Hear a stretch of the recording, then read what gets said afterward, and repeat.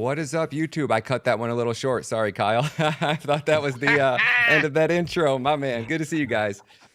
Hey, what's up, buddy? What's up, buddy? It's the Kyle Seraphin post show. Good to see everybody. What is the post show going to be? You're the king of the post show here. This is your look at we're flanking Steve Friend. I'm just here so I don't get fined. What are you going to get? Who's going to fine you? John Lynch, man. You don't follow football at all, do you?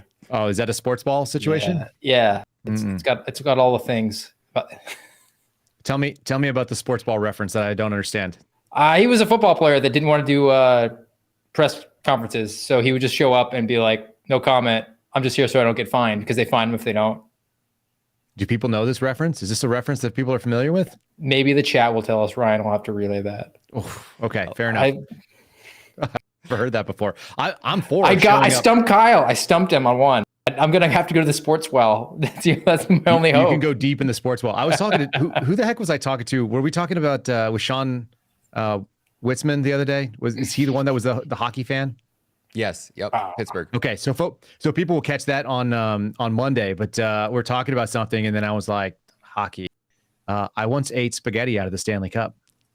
Of course. So did you understand when George Hill said somebody gave him the Heisman? Did you understand that reference? Yes. That's it. I'm not culturally retarded. I'm sports ball uninterested. And I almost got thrown out of sports, some kind of a sports bar one time. Me and this dude, he's an FBI analyst. He was SOS, pretty good dude. He's a Marine, Cobra helicopter pilot. He got really mad at me during the COVID stuff because I didn't want to get a shot and I was going to kill his grandma or kill his mom. He literally said, if my mom dies from this, I'll never forgive you. And I was like, I don't even live in the same state as you. That's weird. That's a weird flex. We haven't really spoken a whole lot since. But anyway, we're sitting at the sports bar and we're sitting and having like a burger, like two regular dudes with a beer, and there's like some chick behind the counter or whatever, and she's walking around wearing like sports ball uniform. And there were two different games on. I think there was a basketball game on, and there was maybe a football game or hockey or something like that. But I don't know what it was. It was two different things, neither of which we cared about. And then we decided to just be kind of goofy. And so I'm like, hey man, what's going on with that sports ball up there? And he was like, oh, I have no idea. It's interesting. The opposing team seemed to be trying to score enough goal units to end the match. And I was like, well, how many goal units do they need to be victorious? And this lady comes over and she's like, gentlemen, if you don't knock that shit off, I'm going to kick you out of here. And we're like, oh, yes, ma'am. Sorry about that. Yeah, that's like the Ferris Bueller's Day Off. What's the score? 6-6. Who's winning? It was worse because we were making up fake terms for things like goal unit and opposing forces, and she had no interest in hearing any of us just making fun of it, because I guess some people there were really interested. I mean, there was cheering in the background like you'd expect. I'll tell you this. I don't actually understand. I don't have any understanding of the excitement that people have about a team that they don't own, so they have like no financial stake in. They most likely don't have any money bet on it most of the time.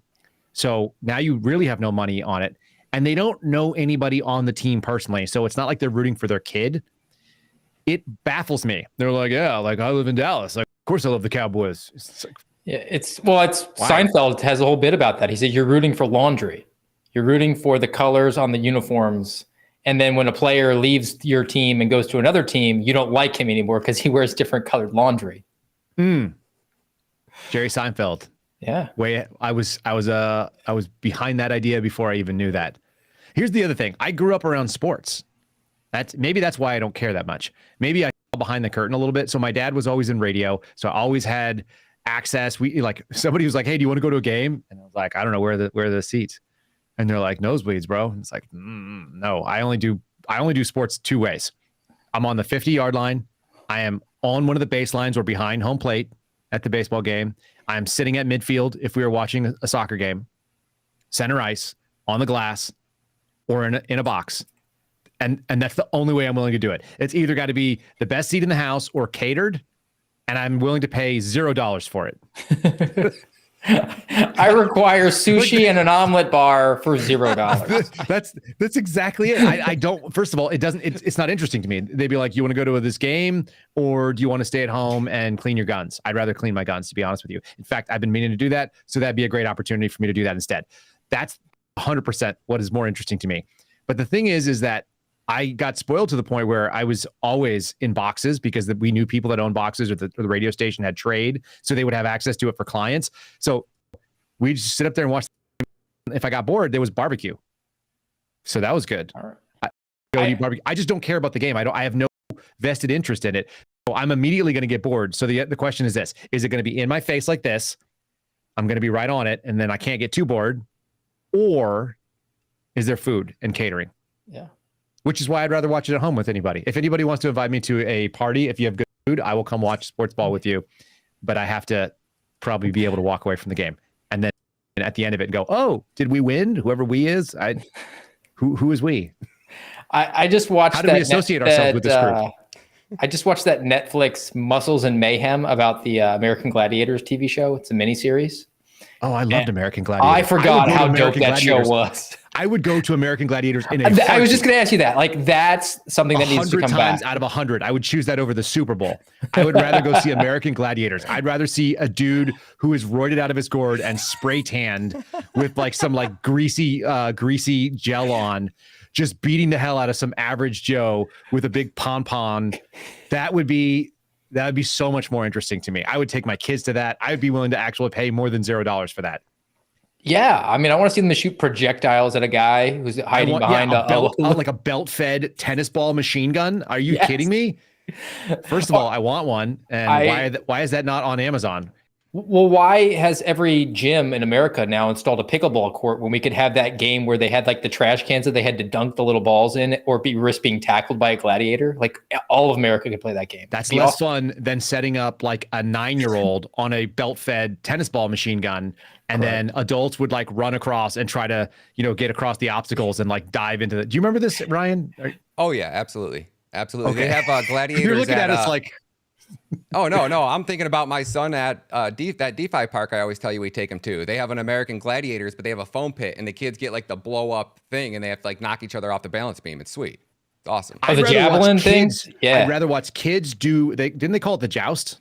The joust. Now. I'd rather watch kids do the joust than watch professional sports players play sports ball for any amount of money. I would 100% rather watch 9-year-olds like bludgeon each other with foam sticks. I want to see the guys do the hand crank bike, because like who could actually do? I mean, they were like legit athletes that were the contenders too. They were not. It was American Ninja Warrior before there was a Ninja Warrior, and it was full contact. How does that work, Steve?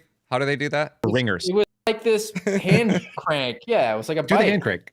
Yeah, and they did their feet at the same time. Yes. But I mean, those guys were like legitimate athletes, and like it was an enjoyable miniseries. They talked about how like they actually, the first few shows, the guys there was only like 6 gladiators, so they were just beat to heck because they kept having to go again. Yeah, and they'd film all the shows. The gladiators in. You got to rotate them in. But they'd film all the shows like in one day. So then, like if you were doing the event, like by the 12th contestant, you would be wrecked. Oh, good. Yeah. Look at this. Now I can actually look at you guys. So I can put that's the nice thing of having the second camera. Now I could read the chat too and see what's going on. Awesome. I'm jealous. People have suggested I was literally that we thinking have the same thing. I want to be able to read it, right? Second camera. Yeah. Okay. So Crypto Rick said, Mr. K in the Heezy. That's Mr. Kennedy. That's not me. Smash the Seraphin like squad. Smash the likes Seraphin squad. I don't know. It's a suspendable squad, but I'll take it for now. Let's see. Somebody said we need to have suspendables gladiators. I'd be into that. I want a theme song like that too. Crypto Rick says he was the joust champion of the elementary school. That's an interesting thing to be proud of. I'm not mad at Crypto Rick, but I will say that if you are like the top, that's like being the top contender in not a very competitive environment, I would imagine. Like, was Crypto Rick like the guy who hit his growth spurt first? Was he just the biggest guy? I mean, he was like the best convenience store sushi in Alabama. Right. That's an interesting record to hold on to.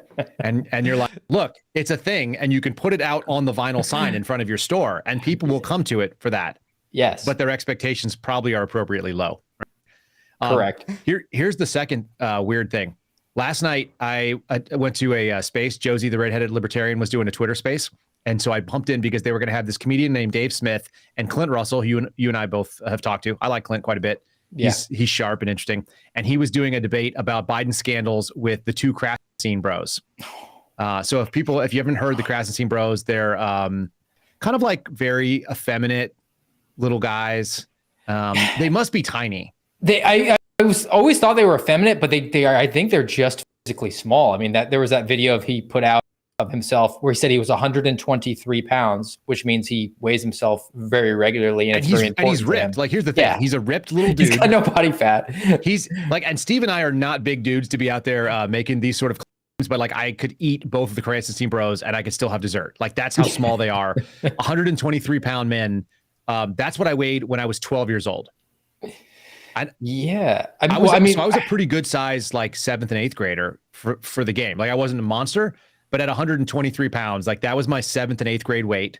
And then I kind of stuck like that most of the way through high school. I'm still the same height, by the way, as I was when I was like 13 years old. So I'm still the same like 5'7.5" guy that I was then. And what's kind of funny to me is that wasn't so embarrassing at that age. And then you get older and then you're in high school or in college and you're like, I'm going to be really small my whole life. And now I got to the point where I just don't care. It's like somebody said, be careful, you might lose your manhood tangling with the Krasenstein bros. And I was like, I'm pretty confident that interactions with 0 people on Twitter will have any effect on Kyle's manhood. You know, my score is not being kept that way. I'm just not keeping track of it that way. Like I have 3 and 1 more pending on the way, kids. Like I rate myself on a totally different scale than like what my Twitter following looks like. Yeah, I mean, those guys, they're not intellectual titans that they believe that they are. But I mean, they got a pretty good gig going. Like they're obviously getting paid to do that stuff and get people riled up and invade these other spaces where it would tend to be hostile towards their worldviews. They're basically the Harlem Chargers, the Washington Senators. they get tossed in. They're a Weeble. They just pop up and get bopped back down, and they just don't have any fear. They just they beat every night and they don't care. Yeah. That being said, 123-pound dude. I said something to Clint. I said, just remember, there is. It's hard to fear a man who single rep max is 205. That's a pretty good bench for a 12-year-old. Like, I would have been really impressed if I could pull that off in like 7th and 8th grade. I couldn't, by the way. I was a bench press guy. But that's how small that dude is. And he felt proud enough to put that on social media. I think I found that and was like, there were guys that stormed the beaches of Normandy and lied about their age in order to do it. And now manhood is throwing up 205 and putting that out for the world to see because he's such a man. Clink. And he dropped it like at the end of it. He was like, Eesh. And here's the thing. I have no idea what my bench is right now, but like I would snatch both of their souls and I would have room for dessert. You make your own people. Your bench doesn't matter. And one of them has kids, I think, and the other one doesn't, but whatever. All right. Ryan was going to play us a video.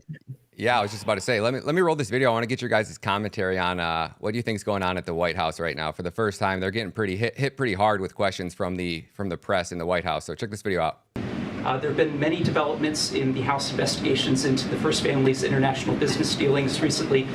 There's one committee trying to get an FBI file alleging that President Biden took bribes. There's another IRS whistleblower who's alleging there's a cover-up in the investigation. Amid all of this, there was a Harvard-Harris poll this month that found that 53% of the public, including a fourth of Democrats, believe, quote, Joe Biden was involved with his son in an illegal influence peddling scheme. There's, of course, evidence that the president interacted with his relatives, associates from China, Mexico, Kazakhstan, Russia, and Ukraine. So what do you say to the majority of Americans who believe that the president is himself corrupt? All right, let's go. Let's go. Thanks. So, Kyle, give me your rundown first, and I'll jump over to Steve. I think that's the right answer. There's no answer. Run away. Run away. They're like the night say knee, right, from Monty Python. They're just click, click, click, click, click, click. They got to run away from that. Like, what are you going to stand and fight? You can't do that. It's terrible. That's really bad. All right, Steve, what about you?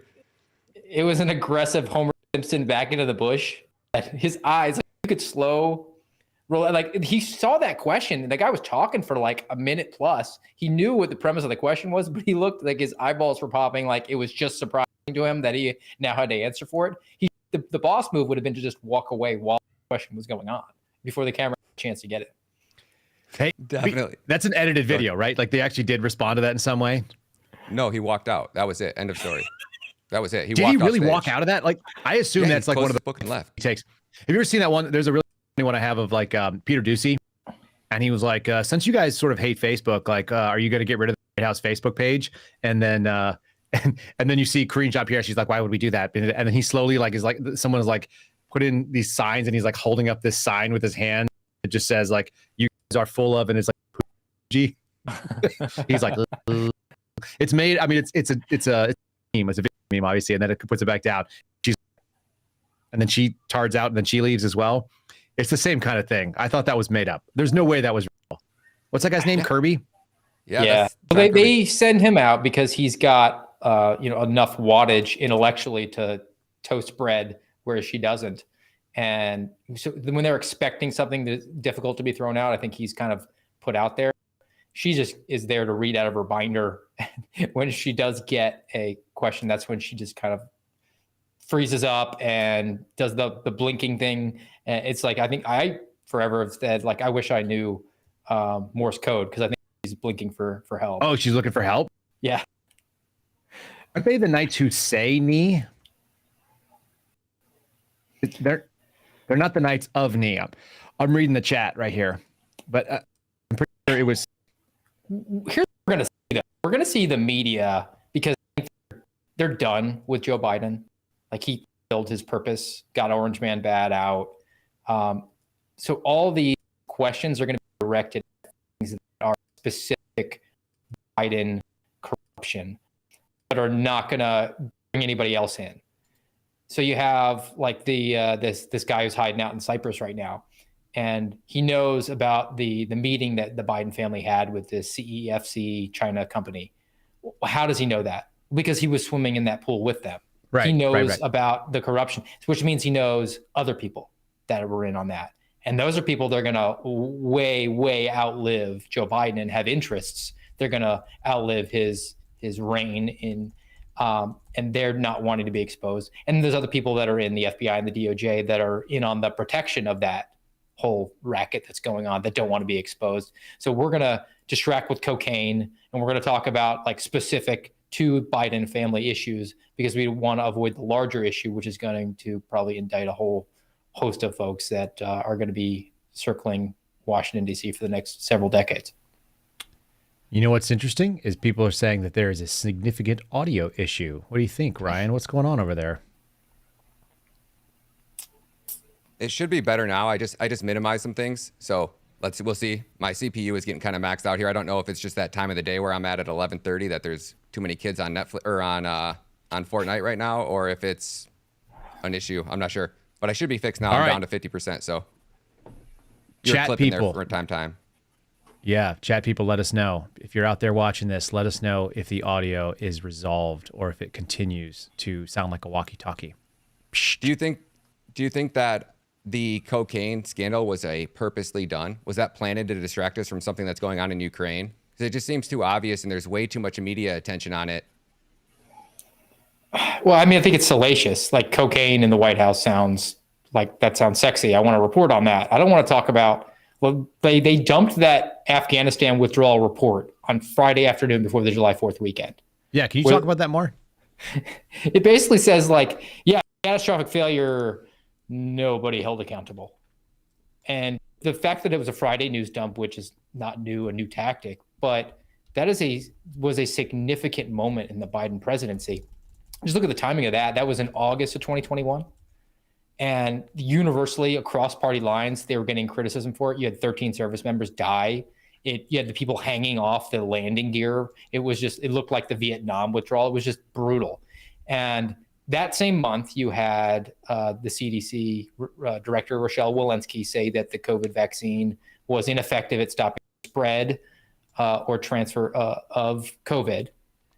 And then yet the following month, they immediately pivoted to OSHA mandate, federal mandate for all people to be vaccinated, because they could bring their people home on that issue and then redivide us and recapture the people that are on Team Blue. So that was a significant moment in the first year of the presidency. And finally, now we're a year and a half later, almost 2 years later, and they had their after action report that says like brutal stuff in there, and nobody's going to be fired. Nobody. They couldn't even find a low level person that they're going to pin this cocaine on. So So you think it was the dogs? Yeah, well, I think it's Commander for sure. Cocaine Bear, man. I didn't know his name was Commander. That's yeah. I'm out here. I'm now out here like putting up the audio for the podcast. So folks, if you're looking for that, or if you didn't hear it, you can now download it. I had to update and put your book on there because I said I put it on there, but I didn't. Thank you. I failed. Thank you. Yeah, it was ridiculous. They started saying like it's Donald Trump Jr.'s cocaine. That's my favorite. Yeah. It's just sat there. There's a bag of cocaine that just sat untouched for. Yeah, I don't think that they're doing drug sweeps in the White House, on the hour. But I would think that like security sweeps go through fairly regularly. You think the explosive dogs are not like rolling through there on the Secret Service? Maybe Commander was like negotiating with the dogs that the Secret Service is wanting to just leave his stash alone. No touchy. It's so stupid. It's such a dumb thing to be focused on. It is. But this is going to get more questions about cocaine, a small trace amount of cocaine that was probably left behind by somebody. Then millions of dollars given to the Biden family. So one of the things that I heard last night in this space, and this is the thing that I cannot figure out, like how do you end up in this world where you go, there's some real serious questions that someone should be asking about Hunter Biden's business dealings, but I think he's a private citizen and he has nothing to do with Joe Biden. And the other thing they said is, he's a really qualified person. He went to Harvard Law or Yale Law, whatever the hell he went to school. And, he knows a lot of things. He does. He's a military veteran. Didn't he get booted out in 6 for cocaine? For Bisonot? Yeah, he did. So he's an artist now too, right? There's nothing going on there where he's selling artwork for $500,000. Yes. And here's the thing. He's not without talent. Have you seen some of the art? I don't know if he actually did it, but if he actually made it, like it's pretty decent looking. Like there's a skill set involved that is way higher than Kyle's capabilities. Okay. Right? I know where my abilities are and where they're not. Right. And I couldn't paint what he supposedly painted. It looks really good compared to what I would be able to put out. And yet, is anybody paying $500,000 for unknown artists that have capability? Like I see those sometimes at like a local diner and it's on the wall and they want $75 and I'm like, $75? Like who the hell are you? It's good. Go like, I don't know who you are. Like what's the value? Did he really paint that, or do you think he hired somebody? That's the question. That's what I'm saying. Because if he really painted it, he's skilled. But when did that start? Has he always painted? Yeah, and like there's a lot of drug addicts that have a lot of artistic skill. Let's be real. Well, musicians, same thing. That unleashed a lot of their talents. But look, nobody at his age, he's 53, who's like, I'm going to try painting, and I'm awesome at it. Yep. I'm a savant he is the smartest man that Joe Biden knows. That's right. But do you remember when they went to Ireland?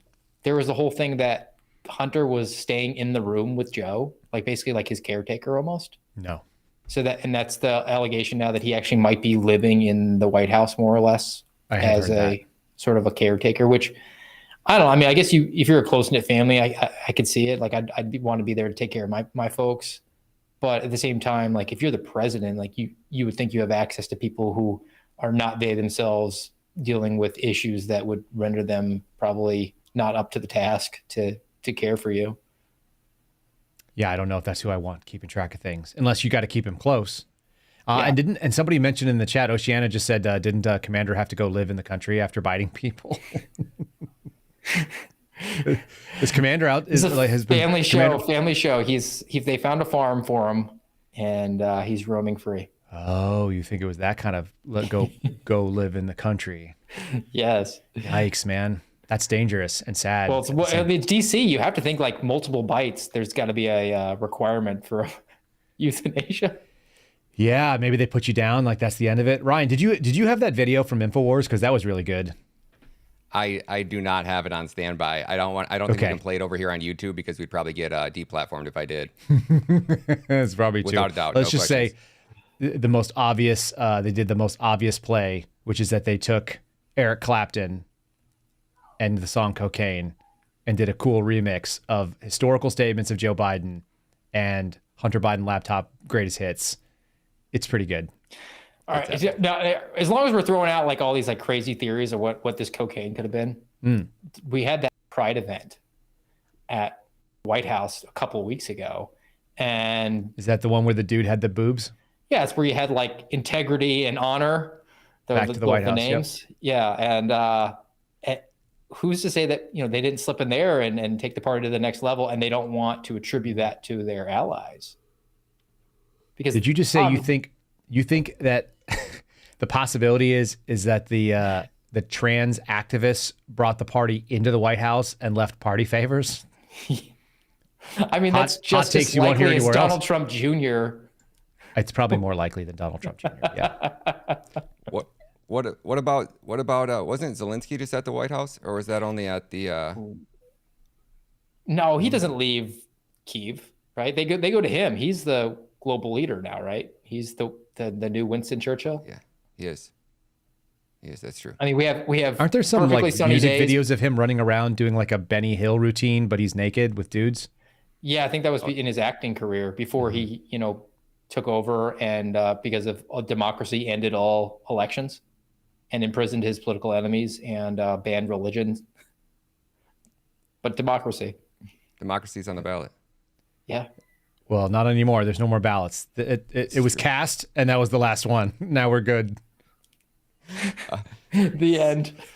The end. So, sorry, democracy. We're done with you. You've been put out to field. You've gone to go live in the country with Commander. Ryan, was that the only video you wanted to like ping against Miss? You had one? Yeah. Well, I had a couple, but I know you have to be on that hit in 15 minutes on Newsmax, so we can wrap it up right here. It is 11:30. You do got to get running, so let's do that. Yeah, well, this was kind of a fun little like debrief. I feel like I'm emotionally detoxified from all the nastiness that's going on in the country, so that's helpful. Yeah, just remember that culture is, a place and time that you have to focus on, and it comes every morning. And reset yourself. They're like, the best part was that there were like these poor ladies that were down there at whatever conference that was in New Orleans, nodding. and they're nodding, and they're like, "Oh no, we invited the world's dumbest person. She sounds like a human being, but she's actually an automaton that's got the skipping record. She's just a little bit cleaner at keeping it together than Joe. She still makes no sense." Imagine this. Everybody who always talks to us about this, they're always like, "Oh, we should impeach this guy." And then what?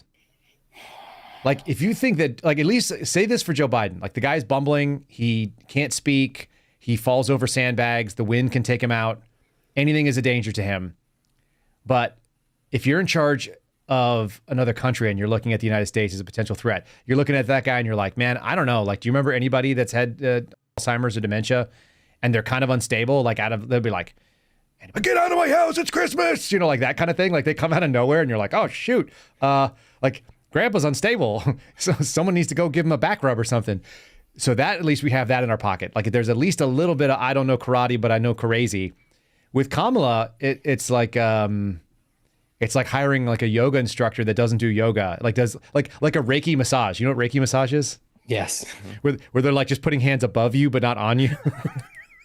It's like she's like the Reiki vice president. She's there, but she's not really there. And some of these things that she says, you just think like, how in the actual hell did they put this woman in charge of anything? I mean, it tells us why the border is doing such a great job right now. She's in charge.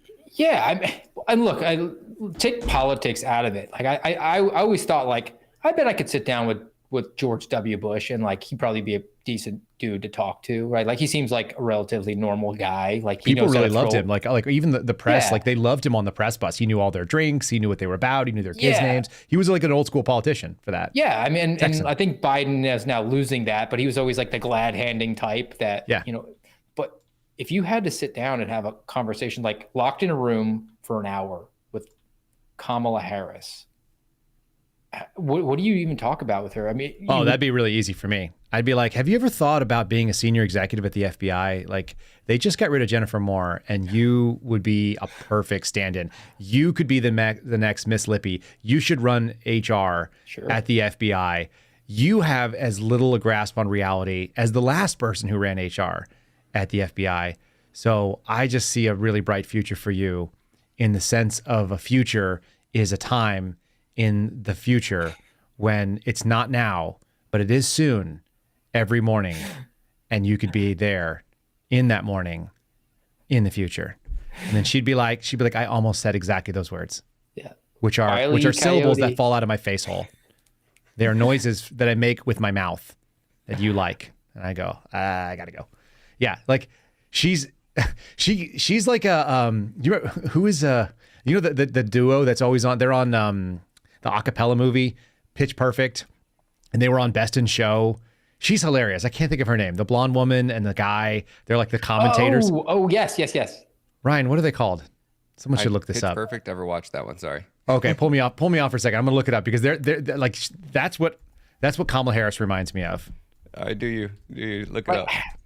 I mean, I wouldn't know what to ask. I mean, like forever. I've always said, Elizabeth like, Banks. It's Elizabeth Banks. Okay. Yeah. Right. And who's her compadre? I got to look him up too, because John Michael Higgins, Elizabeth Banks, and John Michael Higgins do the routine. If you combine them, the characters they play when they do commentary, you combine them into a person and made that person vice president. That's Kamala Harris. That's a fair assessment. Yeah. Just saying. I just don't know what you'd like if you had one question that you'd like. Oh, I was like, if I got 5 minutes and I was going to meet Donald Trump, I'd be like, I could probably think of a dozen questions that would be like, I could throw that at him and it would probably like be a great story or something attached to it. It'd be like a Kyle Seraphin experience, right? Like, what do you ask? There's an experience. Yeah, it's the Kyle Seraphin experience. That's coming. I mean, like I would ask Trump. That's like, our interactive live wax museum. But her like at this point in his life, Kyle was selling furniture in San Francisco.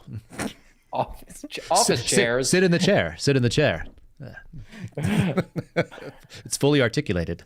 Oh my gosh! How do you? Forever, I've just told everybody. Like years later, he moved back to Texas to sell computers. Here's a real Dell computer from 2006. Well, we've established first flat screen monitors. You got to tell people the jet skiing story. The first time I met Ryan, he came down to Florida and we did an interview, and I said, my goal in life is to bring something to Kyle Seraphin that he's not either like done professionally or received advanced level training on or owns a dozen copies of. And so we had this joke about Kash Patel bribing us. And I said, what are you going to do with your Kash Patel money? And I was like, I'm buying jet skis. In the back of my head, I was waiting for Kyle to be like, I sold jet skis once for 18 months. I can tell you about the Kawasaki. When I used to work at the Power Sports, I never worked at a Power Sports store. I totally would have worked at a Power Sports store though. That would have been awesome. That would have been a great college gig. Well, last week I was watching TV and I was like, there's a $600 chair. The chair was like 90. Like you can get this chair for like payments of like $199 a month. And I'm like, payments on a chair? I'm like, how much is that thing? Like $1,000? Like how long am I going to be making these payments at $200 for a chair? And then I was talking to him about my dad. My dad's like, oh yeah, that thing's probably like $1,000. And I broued it up to Kyle and Kyle's like, oh, that chair? No, that's not a chair. I sold these office chairs, and this chair was and he went off on selling office chairs, and I'm like, I used to work for an American ergonomic manufacturer called Human Scale, which we should get them to sponsor us because I'm actually sitting in a Human Scale chair. I actually found one in Austin, and this one right here retails for like $3,200. Man, it's true. It's leather. It's articulating. It's designed by Niels Differien. Do you want me to give you the thing? I can give you the spiel. I still remember it. It's 20 years ago. Ballpark. How much does the ballpark? How much does the FBI pay for each chair that was in the cubicles that people have? Oh, Kyle's gone. Later, Kyle. It was nice knowing you, buddy. It's fun while it lasted, Steve. The NSA got him. Was that Newsmax? He's just like didn't even say bye. He's like, I'm out. Yeah, screw you guys. I'm out. I got better things to do. Yeah. He really didn't want to talk about those chairs. No. It's trade secrets, just proprietary knowledge. Can't share the scam that is selling $12 chairs for $1,200. I think he either lost power or his camera overheated. One of the two, because I can't hear him either anymore. So why don't we wrap it up right there, Steve? Let's let everybody watch this Kamala Harris video on their way out, and you guys are never going to get this 60 seconds back from your life. So you had to watch it twice. I apologize, but we'll wrap it up right there. Good seeing you, Steve. Appreciate you, man. Thank you, Ryan. Catch you guys next Friday. Next time. Later. Well, I think culture is a reflection of our moment and our time, right? And present culture is the way we express how we're feeling about the moment. And we should always find times to express how we feel about the moment that is a reflection of joy, because it comes in the morning. We have to find ways to also express the way we feel about the moment in terms of just having language and a connection to how people are experiencing